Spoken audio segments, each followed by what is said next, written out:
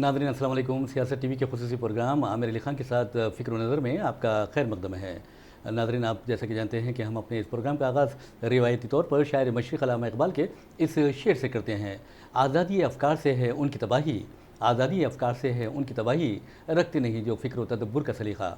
तो बहरहाल नाज़रीन, आप ये भी जानते हैं कि हम अपने इस प्रोग्राम के ज़रिए न्यूज़ एडिटर सियासत आमिर अली खान से मुख्तलिफ़ उमूर पर बातचीत करते हैं और ख़ास तौर पर मिली मसाइल जो होते हैं उस पर तबादला ख्याल किया जाता है, सवालात किए जाते हैं और न्यूज़ एडिटर सियासत तशफ़ी बख्श जवाबात भी देते हैं।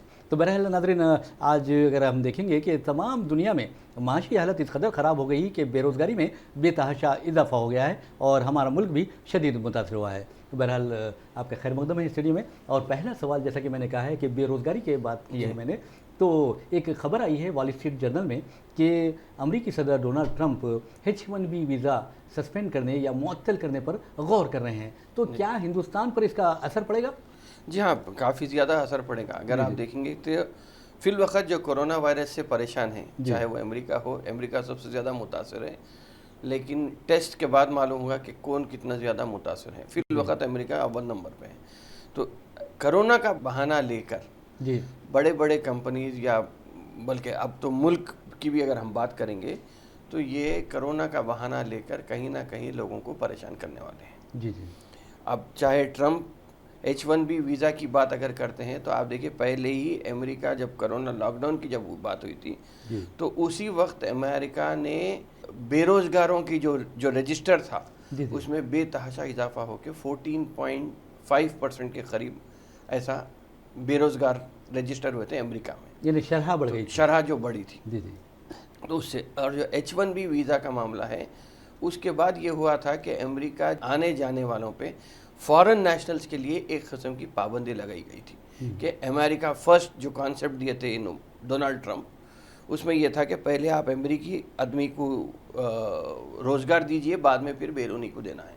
तो वहाँ पर भी एक छोटी मोटी जख्म पहुँची थी हिंदुस्तान को। जी, अगरचे के दोनों दोस्त हैं, ट्रंप और मोदी बहुत अच्छे दोस्त हैं, लेकिन H1B वीज़ा से तकरीबन 2,50,000 से के करीब लोग मुतासिर होने वाले हैं। और जब तक कि ये सस्पेंड नहीं होता ये ऑर्डर, तब तक के लिए ये लोग ना अमेरिका जाके काम कर सकते हैं, ना अमेरिका से हिंदुस्तान को आ सकते हैं। तो ये एक बड़ा परेशानी का बायस बन सकता है। एक जैसा कि आपने कहा है कि ट्रंप और मोदी की ज़बरदस्त दोस्ती है, बहुत गहरी दोस्ती है, लेकिन अमेरिका के बारे में कहा जाता है कि अमेरिकी जो सुदूर होते हैं जी। तो वो कभी भी सिवाय इसराइल के किसी से सच्ची दोस्ती नहीं करते। तो आप समझते हैं कि ये हकीकी दोस्ती है? नहीं, देखिए, फ़िलवक़्त ऐसा मामला ऐसा है कि हिंदुस्तान और अमेरिका की दोस्ती जो है, जी, आप कहीं पर भी अगर तारीख़ उठा के देख लेंगे कि अमेरिका जिसका भी दोस्त बना वो मुल्क तबाह बर्बाद हो गया जी, जी, बाद में। अमेरिका पाकिस्तान के साथ था, अमेरिका अफ़गानिस्तान के साथ था, जब रशिया से लड़ना था। तो आप देखिए, पाकिस्तान आज एक फेल्ड स्टेट है। बिल्कुल। कब ख़त्म हो सकता है ये आप अंदाज़ा नहीं कर सकते। अगरचे कि अब के रिवायती तौर पे सियासतदान होने की नहीं है इमरान खान, तो मैं समझता हूँ कि कुछ ना कुछ तरीक़े से कोशिश में लगे हुए हैं कि पाकिस्तान को राह रास्त पे लाना या कंट्रोल करने की बात करें। Otherwise Pakistan is a failed state. जी, जी, जी, अब अमेरिका की जो ग़ुरबत हुई है हिंदुस्तान से, हम देखिए तारीख़ अगर देखेंगे तो इंडिया नॉन अलाइंड कंट्री था जी हाँ, बिल्कुल। और फिर ताल्लुक़ात रशिया से ज़्यादा थे अमेरिका के। लेकिन अब ये सब चीज़ को बालाए ताक़ रख के आप अगर देखेंगे तो जो तारीख़ गवाह है कि हिंदुस्तान के अरब ममालिक से ताल्लुक़ात भी बहुत अच्छे थे। जी, कई साल पुराने ईरान और अरब ममालिक से थे। इन सब को ख़त्म करके हम अमेरिका की तरफ चले गए। और जब तक ये भी चीज़ मालूम होना चाहिए कि अमेरिका और रशिया जब तक कोल्ड वॉर में मुलविस थे, दोनों एक दूसरे के मुकाबिल ठहरे हुए थे, तो बाइपोलर वर्ल्ड में अगर देखेंगे तो जब तक ये दो दुश्मन थे जी, जी, एक दूसरे के, तो पूरी दुनिया में शांति, अमन, भाईचारगी का माहौल था। बिल्कुल। जैसे ही रशिया ख़त्म हुआ या रशिया के टुकड़े हुए, तो उसके बाद जब यूनिपोलर वर्ल्ड बन गई दुनिया, अमेरिका के अंडर में जब हो गई, या अमेरिका पूरी दुनिया का जब चौकीदार बन गया, तो हिंदुस्तान में भी एक चौकीदार पैदा हो गया। जी, जी, तो ये जो चौकीदारी का निज़ाम है, उससे पूरी दुनिया परेशान है फ़िलवक़्त। जी, जी, बहुत तो अच्छा। चाहे वो H1B वीज़ा हो या कोरोना वायरस हो, आप देखिए कि یہ یونیپولار ورلڈ کی وجہ سے ہی جو پرابلم ہو رہا جی یہ آگے چل کے اور زیادہ پریشانی بڑھی. یہ ہے کہ جو مسائل پیدا ہوتے ہیں اگر چوکیدار مضبوط نہ ہو، چوکیدار دیانتدار نہ ہو، تو چوکیدار میں جو دیانتداری کا جذبہ ہونا چاہیے اگر وہ نہ ہو تو پھر یہ مسائل پیدا ہوتے ہیں. صحیح ہے بالکل. دیکھیں اور ایک چیز یہ ہے کہ آپ انڈیا کو اور پوری دنیا کو کمپیئر نہیں کر سکتے. جی یونیک کیس ہے انڈیا. آج جو چیز دنیا بھر میں ناکام ہوتی وہ انڈیا میں کامیاب ہو جاتی. جی جی اگر 1984 کا واقعہ لکھیں گے تو ماروتی سوزوکی جو کمپنی تھی دنیا بھر میں فیل ہو گئی تھی کمپنی، مگر ماروتی یہاں غیر معمولی کامیاب ہو گئی. جی ویسا ہی اگر آپ دیکھیں گے تو کئی چیزیں ہیں. آپ صرف امریکہ، یورپ، اٹلی، فرانس، جرمنی جیسا جس طرح لاک ڈاؤن کا اعلان کرتا ہے اور اسی کو آپ لا کے ارے وہاں ہوا تھا لہذا ہندوستان میں کریں گے، تو یہ چیز ہندوستان میں فیل ہوگی. جی جی ایک کیس سے جا کے آج تقریباً 3 لاکھ کیس ہونے جا رہے ہیں انڈیا. بالکل صحیح کہا آپ نے. بالکل تو آپ لاک ڈاؤن میں فیل کر دیا. ہوا یہ کہ آپ امریکہ کے 14% کی جو بات ہوئی تھی، آپ دیکھیے ہندوستان میں تقریباً 12-13% بلکہ 15 کروڑ آبادی، 138 کروڑ میں آپ لگا سکتے کہ 15 کروڑ لوگ آج روزگار کی کشمکش میں مبتلا ہیں. جی جی لوگوں کی نوکری جو تھی وہ تو مائیگرنٹ لیبر کی حساب سے یا نان آرگنائز سیکٹر کے جو لوگ تھے ان کو پریشانی کا باعث ہونا پڑا. آرگنائز سیکٹر میں جو جاب کٹس ہو رہے ہیں وہ دیکھیں گے اگر آپ تو وہ ایک نئی پریشانی ہو گئی ہے. جی جی ایک سوال یہ پیدا ہوتا ہے جیسا کہ آپ نے کہا کہ بے روزگاری کے معاملے میں امریکہ کی آپ نے مثال دی کہ وہاں پر 14.5 سے زائد % جو شرح ہے وہ ہو گئی ہے بے روزگاری کے معاملے میں. تو آپ کیا سمجھتے ہیں کہ اگر 3 ممالک ہندوستان لیں یا امریکہ لیں اور پھر جرمنی لیں تو تینوں میں کون سب سے زیادہ بے روزگاروں کو بھتہ دینے میں یا ان کی مدد کرنے میں آگے رہا؟ نہیں دیکھیں جرمنی سب سے زیادہ آگے رہا ہے. جی جی اگرچہ کہ جرمنی کے اپنے پرابلمز اپنی جگہ ہیں، یورپین یونین کے پرابلم اپنی جگہ ہیں، لیکن جرمنی وہاں پہ سب سے بہتر کام اگر ہوا ہے تو جرمنی میں ہوا ہے. جی جی بھتہ دینے کی حد تک یا سپورٹ جو کرنا تھا ان ایمپلائڈ کو. اس کے بعد امریکہ رہا ہے، 3rd پوزیشن پہ انڈیا آتا ہے. جی جی تب جب ہندوستان کی بات آتی ہے جیسا کہ آپ نے کہا ہے کہ بے روزگاری کی شرح بہت زیادہ بڑھ گئی ہے یہاں پر اور 12 کروڑ سے زائد لوگ بے روزگار ہو گئے ہیں، تو یہاں پر بھوک و افلاس میں بھی اضافہ ہوا ہے. نہیں دیکھیں اب یہاں تک یہ تھا کہ لوگ لاک ڈاؤن کو پہلے مان لیے. ہر وقت ایسا نہیں ہوتا کہ آپ وزیر اعظم نے کہہ دیا اور لوگ اسے مان لیں گے. آپ دیکھیے جب تک گھر میں پیسہ تھا لوگوں کے گھر میں لاک ڈاؤن کو برداشت کر لیے لوگ. اب یہ ہے کہ گھر میں جتنی بھی جمع پونجی تھی وہ ختم ہو گئی. اب لوگوں کو باہر نکلنا ہے. تو اسی لیے انڈیا بھی یا پرائم منسٹر مودی کا بھی جو لہجہ تھا کہ وی ول فائٹ کرونا سے جا کے وی ول لیو وتھ کرونا ہو گیا. جی ہاں بالکل. تو لیو وتھ کرونا اس لیے ہو گیا ہے کہ لوگ باہر نکلے ہیں کمانے کے واسطے. نوکری نہیں ہے، کوئی آرگنائز سیکٹر نہیں ہے، کام چلیں گا تو پیسے آئیں گے تو گھر چلیں گا. تو یہ حساب سے البتہ ایک چیز جو سب سے اہم بات یہ ہے کہ میکسیمم مسلم پاپولیشن، اگر ہم مسلمانوں کی بات کریں گے تو یہاں پہ جو ان آرگنائز سیکٹر میں جو متاثر ہوا ہے وہ مسلمان اور دلت ہوا ہے.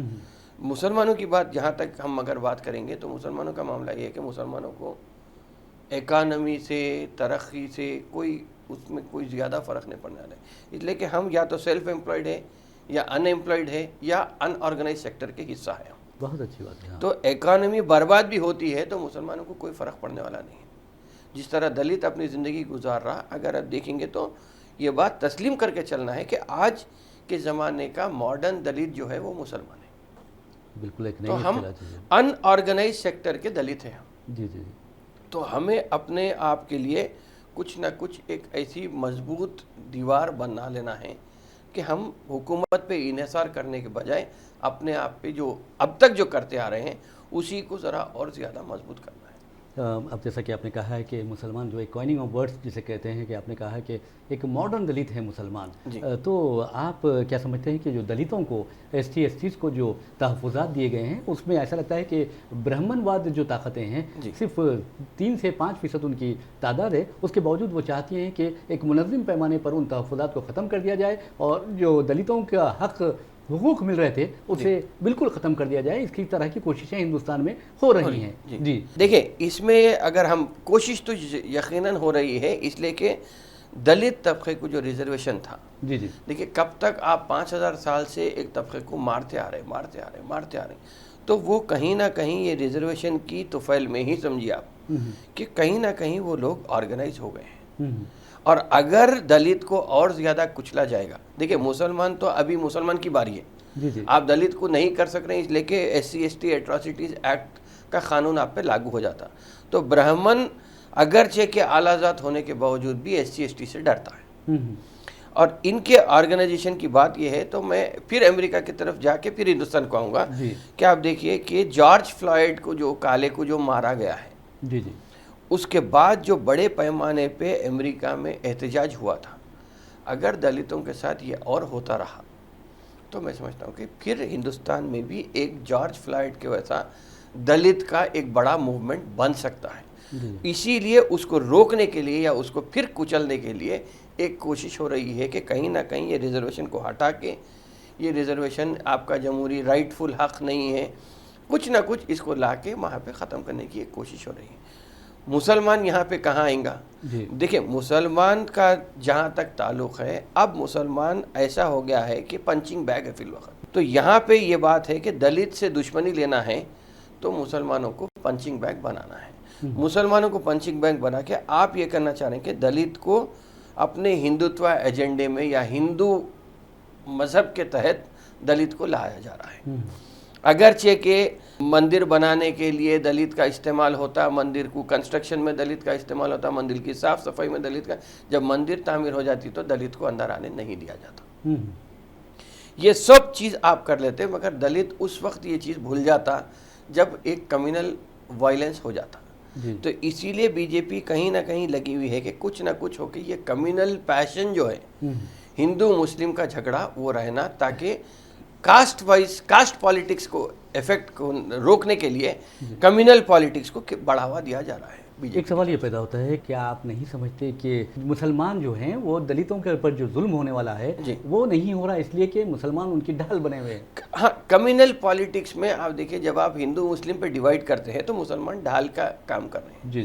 تو جو تیر آ رہی وہ مسلمان کو لگ رہی ابھی, تو دوسرا پیچھے جو بچ جا رہے ہیں وہ سب لوگ ایک کرنے کی کوشش کر رہے ہیں. یہ بھی کہا جا رہا ہے کہ دلتوں کا جو تحفظات ہیں اسے ایک منظم پیمانے پر ایک منصوبہ بند انداز میں ختم کرنے کے لیے تمام شعبوں کو پرائیویٹائز کر دیا جائے گا, خان کیا جائے گا. تو آپ اس بارے میں کیا کہتے ہیں؟ اڈانی ہے, امبانی ہے, ان کے حوالے کر دیا جائے گا. دیکھیں یہاں پہ یہ ہے کہ ہر اعتبار سے کوشش یہ ہو رہی ہے, چاہے وہ روہت ویمولا ہو یا وہ دلت کا معاملہ جہاں تک ہے, ایک دلت اگر ایجوکیٹڈ ہوتا ہے تو سمجھیے ایک گاؤں ایجوکیٹڈ ہوتا ہے.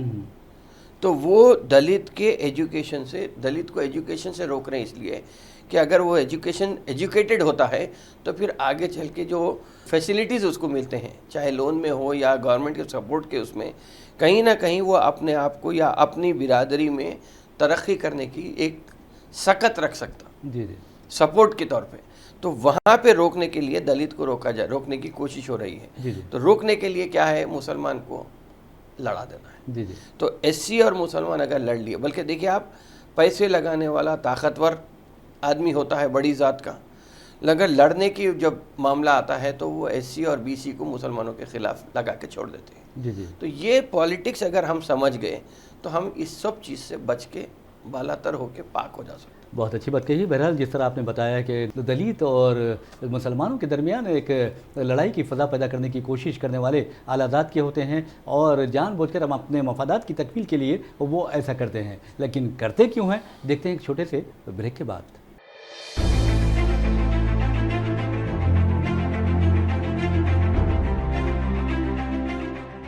ناظرین, سیاست ٹی وی کی تازہ ترین خبریں, مشاعرے, مذہبی پروگرامز اور دیگر تفریحی پروگرامز دیکھنے کے لیے آپ ہمارا موبائل ایپ پلے اسٹور سے ڈاؤن لوڈ کر سکتے ہیں. اس کے علاوہ یوٹیوب اور فیس بک پر آپ سیاست ٹی وی کا راز ٹیلی کاسٹ بھی دیکھ سکتے ہیں. یوٹیوب پر سیاست ٹی وی سبسکرائب کریں اور بیل آئیکن پر کلک کریں تاکہ نئے ویڈیوز آپ تک فوری طور پر پہنچ سکیں.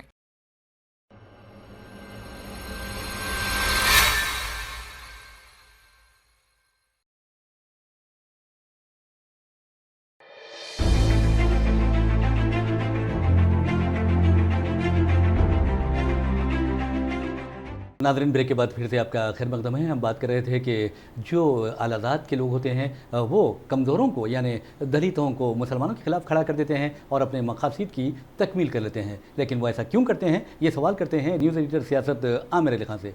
वो क्यों ऐसा करते हैं? देखिए, यहाँ पे आलाज़ात का जो तबका है, जी। अगर आप देखेंगे तो वो चाहता है कि सब आप उनके तहत आए। तो अपनी बरतरी को बरकरार रखने के लिए कहीं ना कहीं छोटे छोटे मसाइल में दीगर तबक़ात को उलझा के छोड़ देते हैं।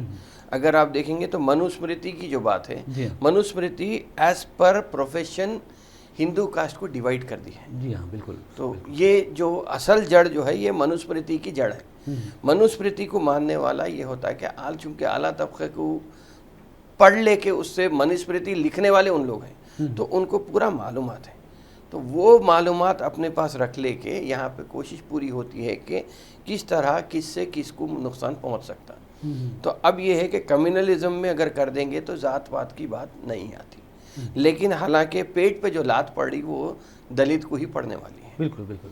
गिरिजन तबका जो होता है वो अक्सर उमूमन बैकवर्ड क्लास के रहते हैं, जी। लेकिन जो रोज़गार का जो तबका होता, काम करने वाला, डेली वेज का जो होता, वो नीचे का दर्जे फेरिस तबकात में से रहते हैं। जी जी जी। तो दर्जे फेरिस क़बाइल तो बेचारे जंगल में रहने वाले हैं। जी। तो एससी जो तबका होता है वो ख़ास तौर पे मुतासर होता है। तो आज जो पूरी कोशिश हो रही है कि आलाज़ात के पास जो पैसे हैं वो पैसे इतने ज़्यादा हैं कि तिजोरी भर ले सकते हैं, जी जी। और जो नीचे का तबका है उनके पास पैसे नहीं जी। हैं। तो उनको कहीं ना कहीं कम्युनलिज्म में ला के उलझाने की कोशिश होती है, ताकि वो अगर उसमें उलझे हुए रहें तो वो कैसा मार धाड़ करके पैसा जब कमा लेना है, जो पैसे मिल गए उसमें खुश हो जाने की, ये एक पूरी कोशिश होती है, हर वक्त हुई है और आगे भी हो रही है। बहरहाल हम फिर वापस जाते हैं बेरोज़गारी की जानिब। अगर आप देखेंगे कि बेरोज़गारी का जहाँ तक मसला है, हिंदुस्तान में ये बहुत संगीन मसला यानी संगीन रुख इख्तियार कर गया है। लेकिन क्या आप समझते हैं कि नरेंद्र मोदी हुकूमत जो इक़दामात कर रही है वो काफ़ी है? देखिए, हुकूमत की जानिब से कोई भी इक़दामात नहीं हो रहे हैं। अगर 20 लाख करोड़ के पैकेज की भी हम बात करेंगे तो 20 लाख करोड़ का पैकेज का ऐलान हुआ था, लेकिन उसमें 20 लाख करोड़ के पैकेज में 3 लाख करोड़ रुपए कैश मिलने वाले थे, और ऐसी कंपनीज को मिलना, देखिए कंपनी को मिलने वाला है, आवाम के लिए कोई चीज़ होने वाली नहीं है।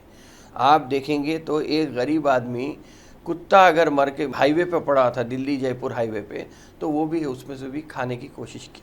बहुत अफसोसनाक वाक़या। आप देखिए कि एक मुसलमान कोई मर गया था, कोरोना से मर गया था, तो उसको कचरे की गाड़ी में उठा के लेके गया है। जी जी। और अगर वैसे ही जाएंगे तो आप यूपी के बलरामपुर का किस्सा था। जी। लेकिन इसके बाद देखेंगे तो लोगों के पास आज पैसे नहीं है, खाने को खाना नहीं है। हुकूमत यहाँ पे आत्मनिर्भर की बात करती है, लेकिन आत्मनिर्भर की बात आप कर रहे हैं, लेकिन बाहर से आप इंपोर्ट करके मकई मंगाते हैं। जी जी जी। और मिनिमम सपोर्ट प्राइस जो है 1000 रुपये के 1100 रुपये के करीब की मिनिमम सपोर्ट प्राइस को आप 900 रुपये देते हैं। जी जी। तो इस तरह आज जो शदीद माली बहरान का भी जो परेशानी आई है, ये सिर्फ ये है कि आपकी ना तजुर्बाकारी बिल्कुल अयां हो गई है। जी जी। और जो तजुर्बेकार थे उनको आप भगाने में कामयाब हो गए। जी। मिसाल के तौर पर अगर देखेंगे तो रघुराम राजन जो आरबीआई के गवर्नर थे, जी।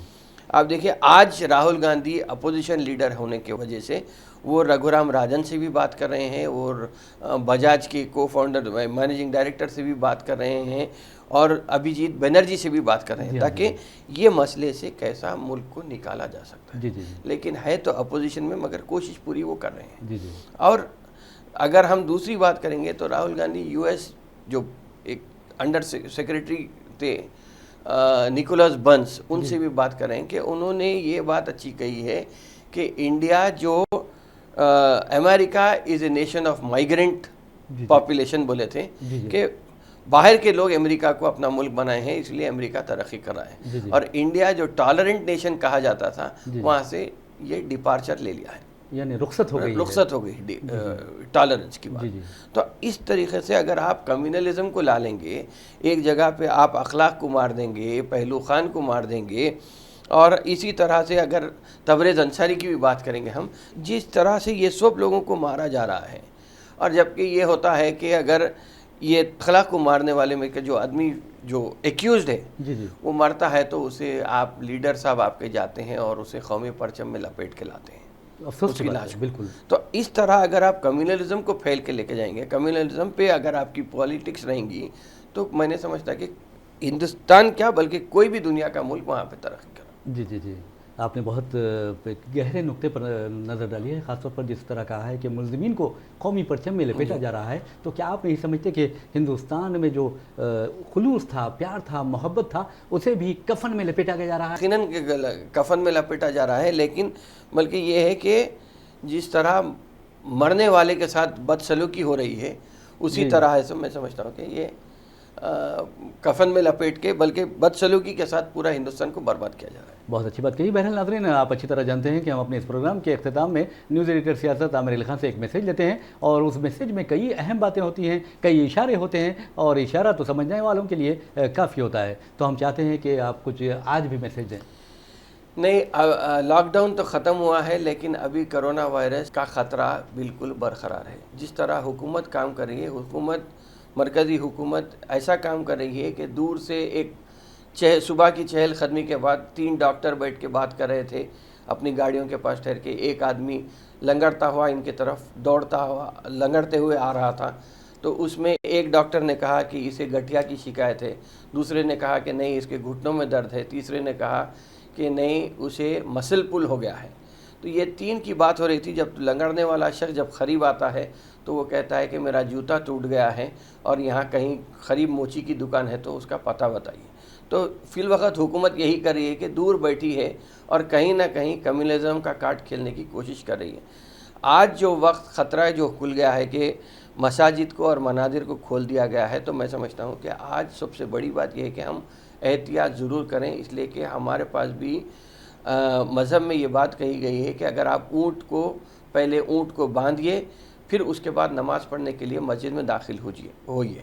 تو میں سمجھتا ہوں کہ آج اونٹ کو باندھنے کی جو بات ہے، ہم پورے احتیاطی تدابیر کے ساتھ عبادت کا اہتمام کریں، لیکن اس بات کو یاد رکھیں کہ جس طرح کمیونل وائرس شروع ہوا تھا تو نظام الدین مرکز کو جس طرح بدنام کر کے پورے مسلمانوں کے اوپر یہ بات الزام آیا تھا کہ کرونا کے پھیلانے میں مسلمانوں کا ہاتھ ہے، اسی طرح ہو سکتا ہے کہ جیسا یہ خطرہ 1-2 مہینے میں ٹل جائے گا تو پھر کہیں نہ کہیں ایسا نہ ہو کہ پھر مرکزی حکومت مسلمانوں کے اوپر اس کو پھر سے ہمارے نام کے ساتھ تھوپنے کی کوشش کرے۔ تو بہتر یہ ہے کہ ہم احتیاط کے ساتھ اگر کام لیتے ہیں تو یہی بہتر ہے، اور سنجیدگی کے ساتھ روزگار تجارت میں اگر ہم اپنے آپ کو ملوث کرتے ہیں تو یہی ایک کامیابی کا راستہ ہو سکتا ہے۔ تو یہ چیز بہت ضروری ہے۔ آج جس طرح ان ایمپلائمنٹ کی شرح بڑھتی جا رہی ہے، اس کا مقابلہ کرنے کے لیے ہم اپنے آپ کو لاک ڈاؤن میں جس طرح آرگنائز کر کے ٹائم مینجمنٹ کرے تھے، اسی طرح ایک ٹائم مینجمنٹ کا ایک حصہ اپنی روزانہ کی زندگی میں بنا لینا چاہیے تاکہ ہمارا مستقبل بہتر رہ سکے۔ بہت ہی پیارا میسیج آپ نے دیا ہے، اور اس میسیج میں ایک بات بہت اہم ہے کہ کاہلی سے منہ موڑیے اور روزگار سے خود کو جوڑیے۔ بہرحال اسی میسیج کے ساتھ ہم اپنا پروگرام عامر علی خان کے ساتھ فکر و نظر اختتام کو پہنچاتے ہیں۔ مجھے محمد ریاض احمد کو اجازت دیجیے، انشاءاللہ پھر ملاقات ہوگی، پھر بات ہوگی، تب تک کے لیے اللہ حافظ۔ آپ کا بھی شکریہ۔